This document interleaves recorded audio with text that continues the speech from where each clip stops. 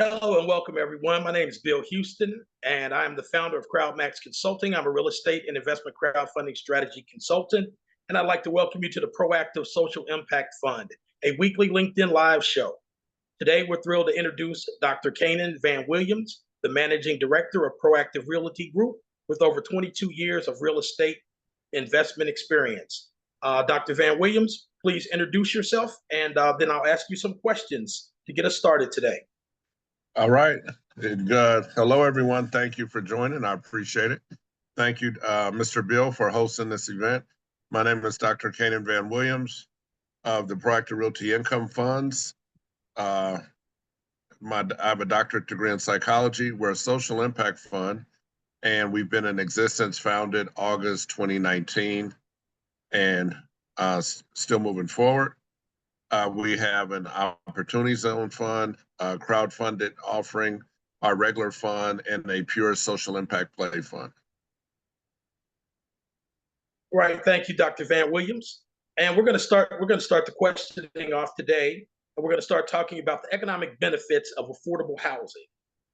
When we think about the market dynamics, how does the disparity between rising housing costs and stagnant income growth create a robust market for affordable housing investments? That's a really good question. The gap between rising housing costs and stagnant incomes increases the demand for affordable housing, because you have a lot of people who cannot afford basic necessities as well as housing. And for a lot of people, housing is a luxury. It seems these days, depending on which market you're in. However, in almost all markets, affordable housing is necessary. Is necessary in its very limited supply, and there's a lot of challenges that go along with that, as well as inflation. All right, thank you, Dr. Van Williams. Next question here. How does the steady demand for affordable rental units translate into reliable and sustainable investment opportunities for potential investors? Because affordable housing isn't going away. So affordable housing is always there.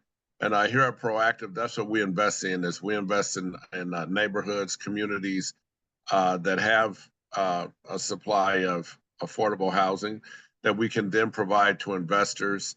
And we can then also provide social impact synonymously with those particular properties. Interesting. So it seems like that this is a reliable and sustainable market. So my next question would be, what's the economic? How does the demand for affordable housing change during economic downturns, and why is this sector considered recession-proof? And do you have any examples of that? Yes. So, well, really good question. So during economic downturns, you have three classes. So let me back up. You have three basic classes of housing. You have your Class A, which is new construction, or consider a downtown area metropolitan that has like new apartments. Then you have your Class B housing, which may be middle class, working middle class figure, maybe an engineer and a school teacher, something of that nature. And then you have your Class C housing. During economic downturns, there are a lot of people who downsize from a Class A apartment to a Class B or Class B plus. And then there's a Class B people who are trying to downsize to a decent quality Class C structure, apartment or unit or manufactured home, or a house, single family residence that's more affordable. However, the demand from the people who already live in a Class C space is already there. So that never goes away. It's just that during downturns in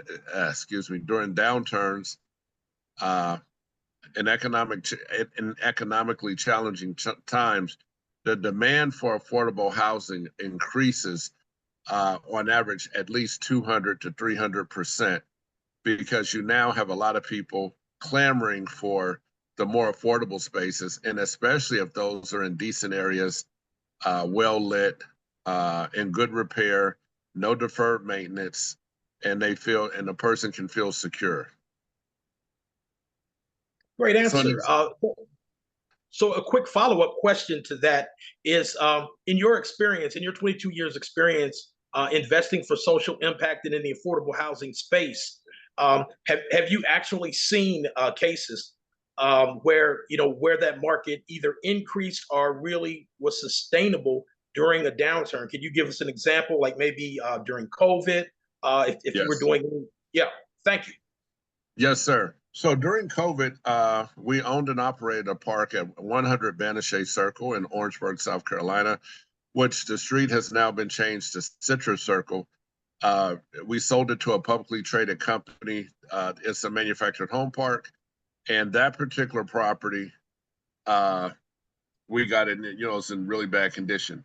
But to address your question, so Orangeburg is approximately 56 miles from Charleston, South Carolina, and roughly 48, 49 miles from Columbia, South Carolina.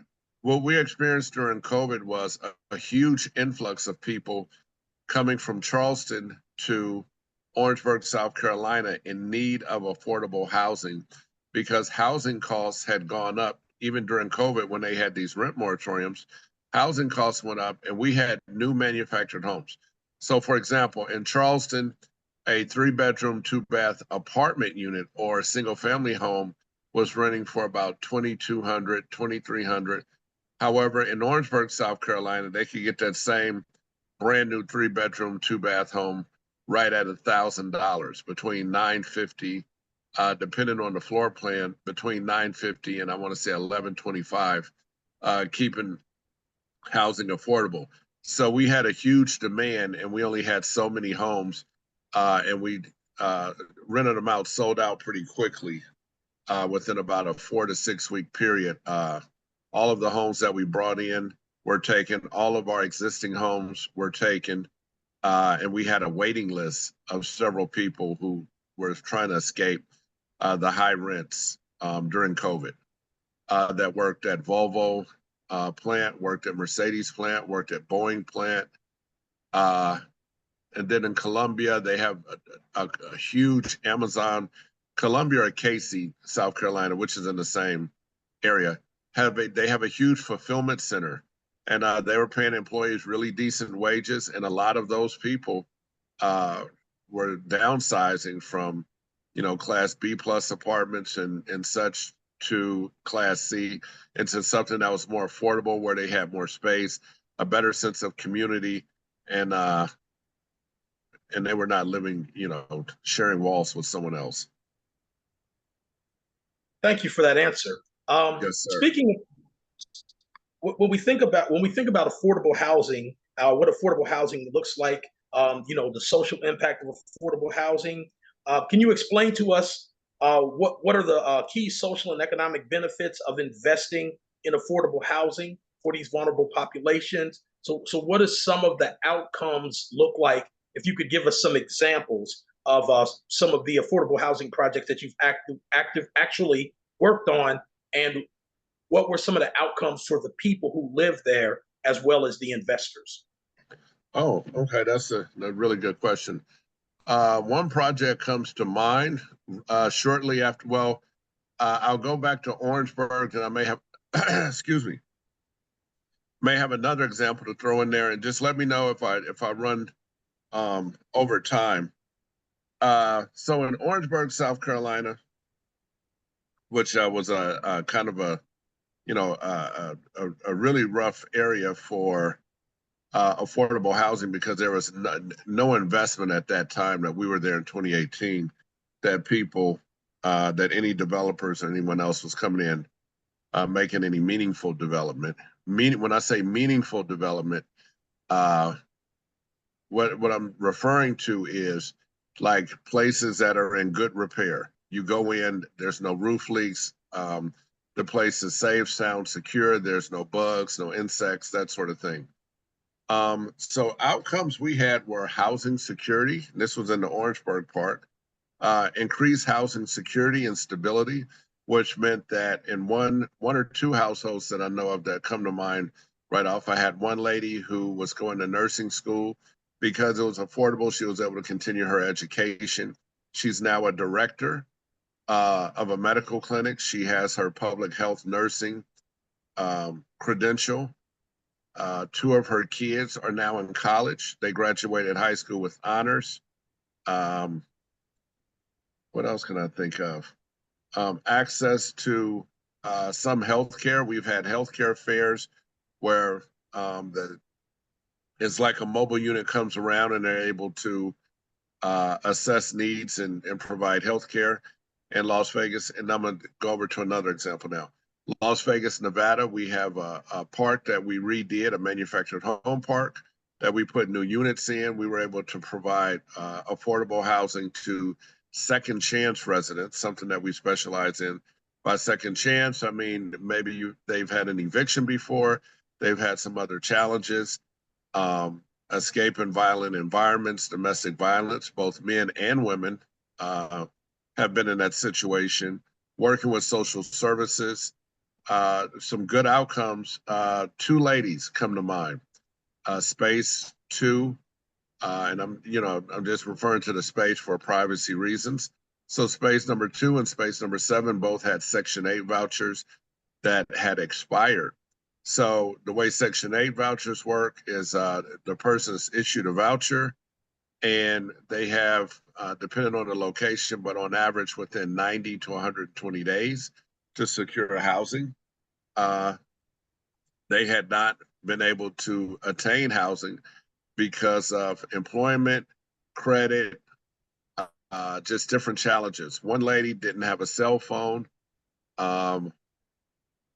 Another lady was living in the shelter and they had specific rules there that she had to be in at a certain time. Trying to navigate the transit system in Nevada and Las Vegas was just really tough and not doable to try to go to a lot of places to locate housing. So they reached out to us through our ad we had on Facebook. One lady, the other one reached out to us through Clark County in Nevada. That's the county for Las Vegas, because we partnered with them and we partnered with the city. So we were able to go, I was able to go down to the office because I operate as a regional manager in most of our locations when I go and do site visits. Well, I was able to go down to the Section 8 office, Housing Authority, and it's the special projects area of Housing Authority, advocate for these two ladies. They were able to get their vouchers reinstated after a couple of strong meetings that I had with the supervisor. And, and then they came out and inspected the units. Both of those ladies, the one lady, she's in her 40s. She has like 8 or 9 kids. She escaped a violent environment from Mississippi. She now works at Allegiant Stadium and she has a second job. She has a cell phone. She has transportation now. She's been there for about 6 months. The other lady, it's her and her grown adult kids. 2 of them are on her voucher. They're all working. They keep a quiet house, and they're thriving. They have housing security, and one of her kids is now back in school part-time for a professional trade. I forgot what it is. Great, thank you for that answer. Seems like there's a lot of benefits that come with affordable housing.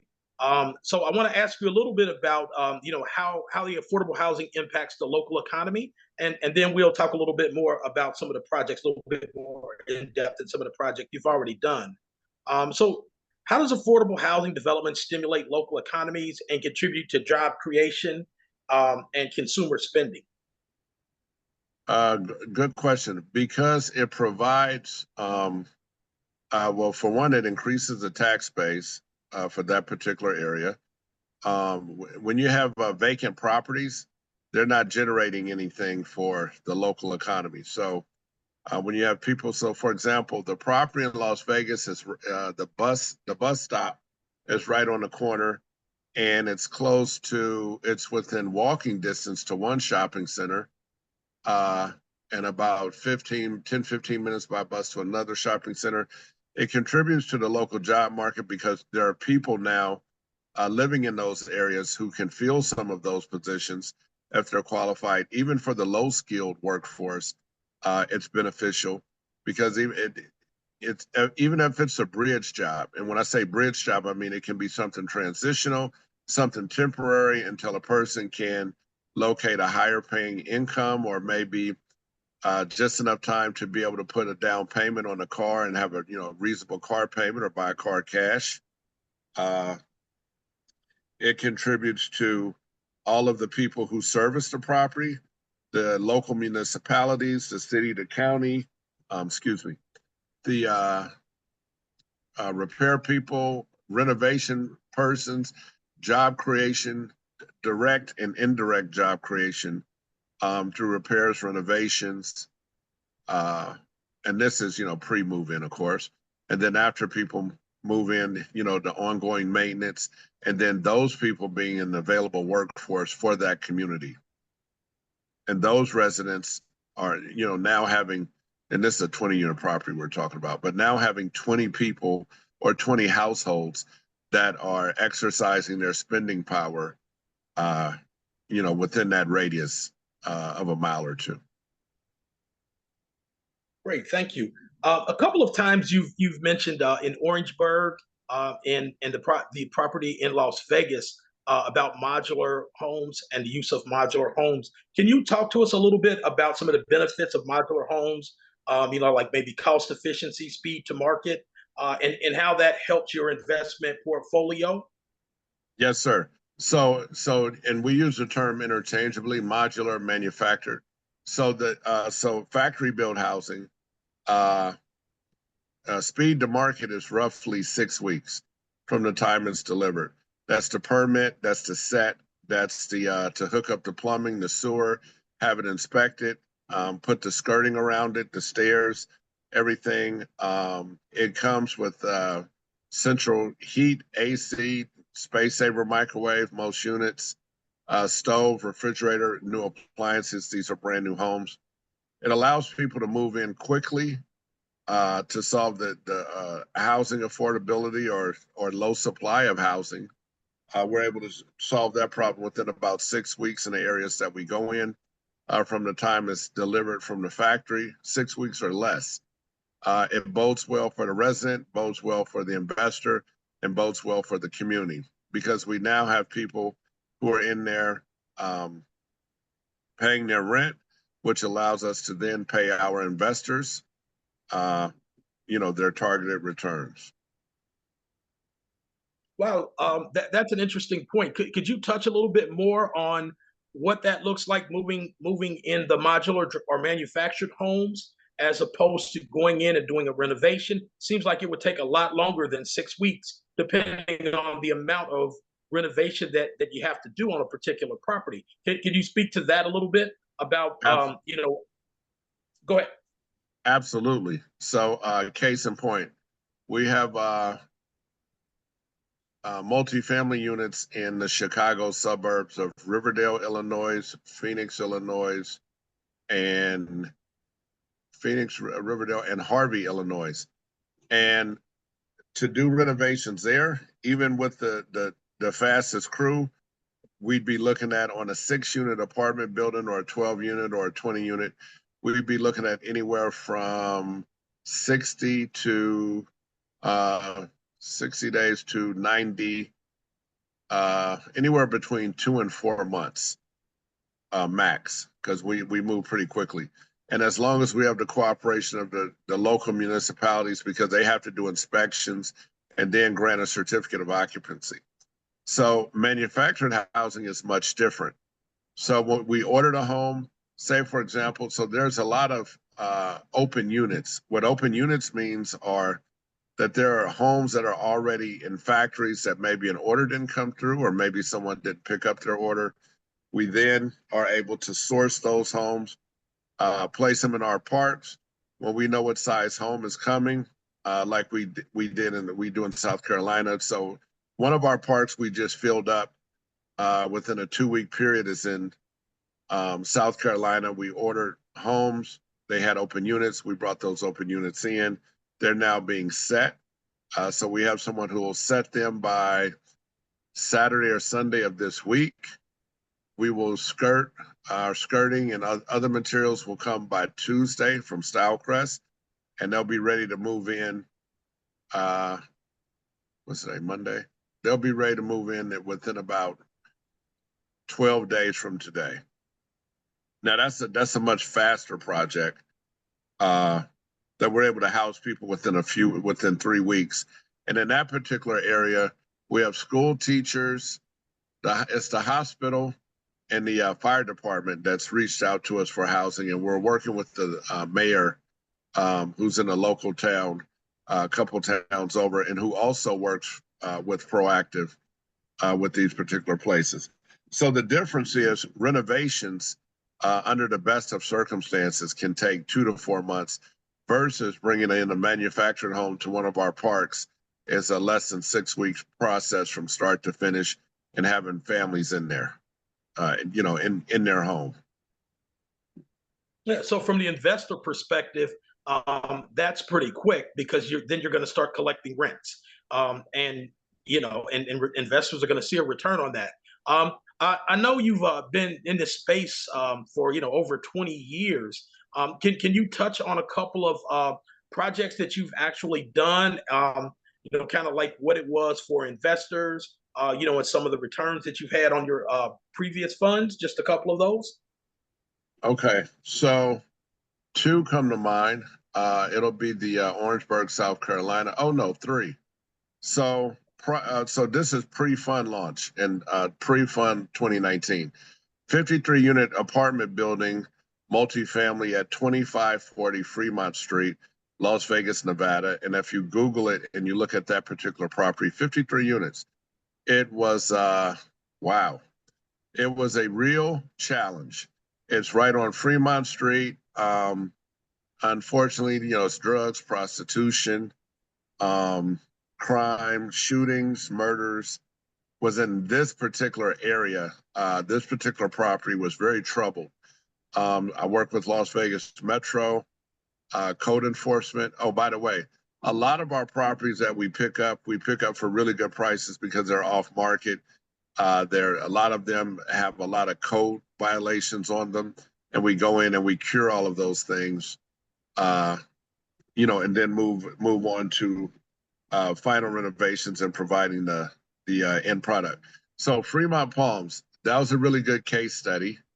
And if anyone wants further information, they can reach out because we have case studies for these documented. So that property, we went in, we did a cleanup, we put up cameras. It was 10 days from being condemned. We worked with Southern Hope of Nevada. We worked with Las Vegas Metro. We worked with the fire department. We got that place repositioned fairly quickly in that particular property, within about 4.5, 5 weeks, we got it to a point where kids were able to come back out, and they had like a play area in the middle. There were 10 legal residents there when we got to the property, and probably about 30, 35 squatters. So we were able to quickly work with the squatters, which is unheard of. They were very impressed to get them relocated. That they were legal residents, and so we just they're mostly like a cash for keys type thing, and helped them clean up. Some people needed help with U-Hauls. The property had been in disrepair for at least 9 or 10 months or more, and so that's why there were so many squatters there. We got that property cleaned up. I went into that property a little over $1 million and change, and I did an exit a little over $2 million. My partner who sold it to me then came back and says, well, Van, we'd like to, get back in. And I says, okay. So they came back, bought it, did some additional renovations, and the property changed hands at like 3.3. And the people who bought at 3.3 within 19 months, 19 or 20 months, they sold a property for $6.2 million, June 2021. and that's 2540 Fremont Street, Las Vegas, Nevada. Our second project that was the most impactful, the same investor who sold me the Fremont Palms, is the one who got me started in the manufactured home space in Orangeburg, South Carolina. So he sold me the park 2018, came in at $1.2 million, was the price that he gave it to me for, did renovations, cleanup. COVID happened 2020. I'm kind of skipping over, moving a little fast. COVID happened. And during COVID, because we were affordable housing, the state of South Carolina provided up to 18 months of rental assistance to each one of our residents. And because we were able to get those funds in, we were able to improve houses for homeowners, new skirting, new porches. Some people needed new floors, roof repairs, pest control, landscaping, new mailboxes, just lots of improvements. And a lot of people then were starting to pile into the property. Like, the property became very attractive. This was a trouble property. Worked well for our investors. August of 2022, we sold it to publicly traded UMH. We were able to do a return of capital to investors of approximately 2.8 million and change. So that was a really good event. And our third was our property here in Las Vegas, Nevada, 1735 North Rancho, which is a 14-space manufactured home park, 6 multifamily, that we were able to go in and do some renovations, and investors were happy with that and started seeing returns. And by the way, we're immediate income fund. What that means is that within a person who comes in one quarter, within 100 days, our targeted goal is to provide our targeted pref within 100 days of investment. Could you explain that in a little bit more detail? Oh, okay. So a preferred return, and this is just for educational purposes. So, for example, our main fund, the Proactive Realty Income Fund, pays a targeted 9% pref. So what that means is for every $100,000 that is brought in, that's $9,000 paid out to the investor divided by 4. So it's $9,000 divided by 4. So per quarter, they receive a quarterly payment, targeted quarterly payment. And then at the end, after a 15% IRR, targeted IRR, then the investor and the fund, the sponsor, the manager, and the fund share in a 60-40 split. That's at the wind down of the fund. But just getting back to the pref, just for example, so you bring in 100,000 today, July 1st. This is the start of the third quarter. So you bring in 100,000 today, July 1st. October, you can expect to receive a targeted preferred return, your first payment on the pref. So that's what I mean by immediate income. So we already have a portfolio of properties that are producing income. And when investors come in, we then make further renovations. We then bring more units online, and we're able to buy more manufactured homes. Okay, great. Thank you for that information. Now we'd like to open this up for the next 15 minutes for anyone who has questions. If you raise your hand, we'll call you up and allow you to ask Dr. Van a question if you like.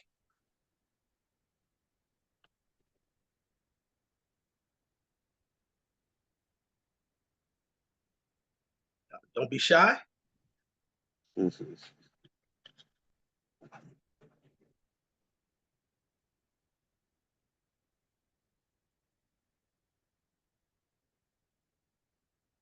we'll give you just a few more seconds, and then we go back to hearing me ask questions.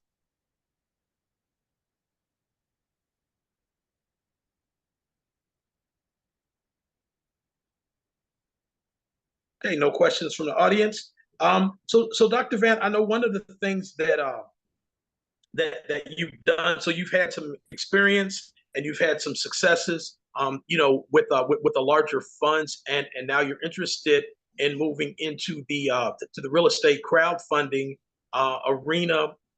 And could you tell us some reasons why you're interested in, based on your experience, some of the returns you've been able to get for investors, and why you think moving into the real estate crowdfunding space is really a great opportunity to kind of broaden and diversify your investor base. Yes, I'm glad you asked that question. So first and foremost, democratization. So our main fund is for accredited investors only. With crowdfunding, it allows people who are not accredited to participate and to experience what it's like to invest in an offering. So that's one of the main reasons. Also, crowdfunding can be very specific. Crowdfunding can be Canaan. It's usually very specific to a project. It allows people to see, what that one project is versus a fund, the fund model, and to be a part of that. Great. I know from my own personal experience as a non-accredited investor, one of the things that I really like about crowdfunding, whether it be real estate crowdfunding or investment crowdfunding in businesses, is the opportunity to diversify my portfolio. With the small amount of dollars that I'm actually allowed to invest. Can you talk to us a little bit about your thoughts on portfolio diversification for real estate investors, and how people can actually become real estate investors for as little as $500? Yes. So great question. So a person who has $1,000 or $500 or $2,500 can invest in one, in a few offerings, and see what that process is like, because the minimums are much lower. So for like our main fund, the minimum investment is $50,000. However, for our crowdfunded venture that we have coming out, the minimum is, I believe, $100 for our next project that we are doing on Rancho across the street from our first successful project. So it allows people to get involved, to get a little more educated, and what they'd like to do, or see, or their outcome.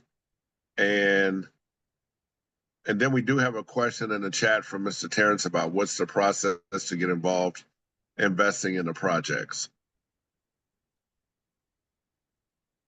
Okay, great. I can't really see it. You want to go ahead and address that question?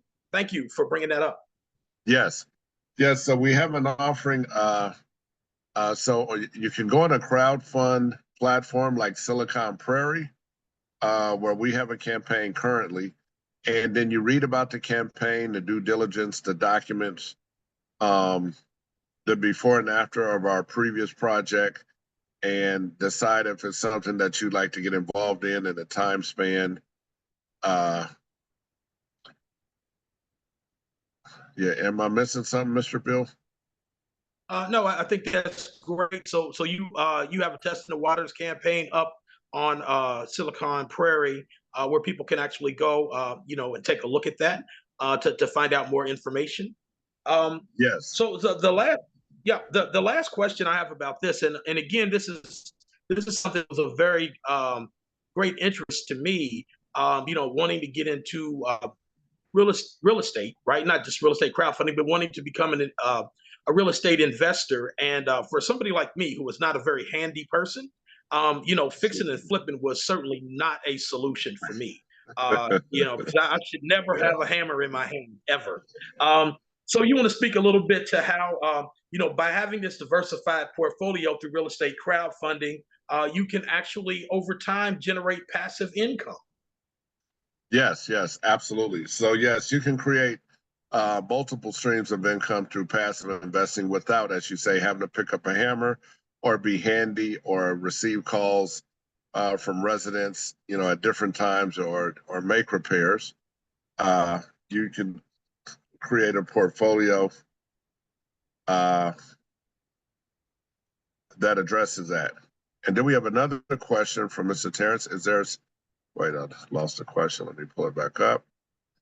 Is there a specific name for the project on Silicon Prairie? Yes, it's Rancho Affordable Living. Is that correct, Mr. Bill? Yes, Rancho Affordable Living.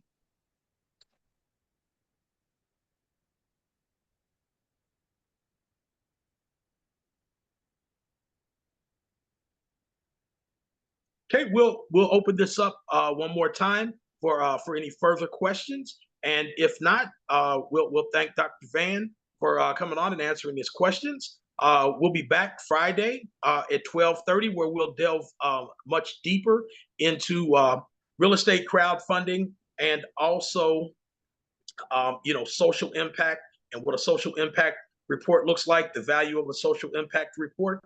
And that'll be Friday, 12:30. And we'll have an event out for the LinkedIn Live. If you don't have any further questions. I do. Sorry, I have a quick question. Really just a curiosity. Who do you use for debt on your projects? Oh, really great question.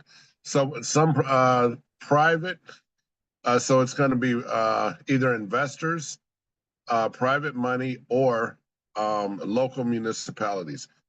So in one project we have in Las Vegas, Nevada, we use Clark County Credit Union that for debt. Got it. Appreciate that. Yes, sir. And I'm also, and I forgot another disclaimer. I'm also a 50% owner in the fund, so I have roughly about 2.5 million invested across Proactive.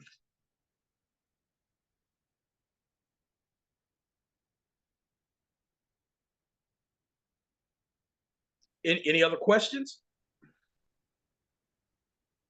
Any closing words of wisdom or anything you'd like to share with us, Dr. Van, before we close this out?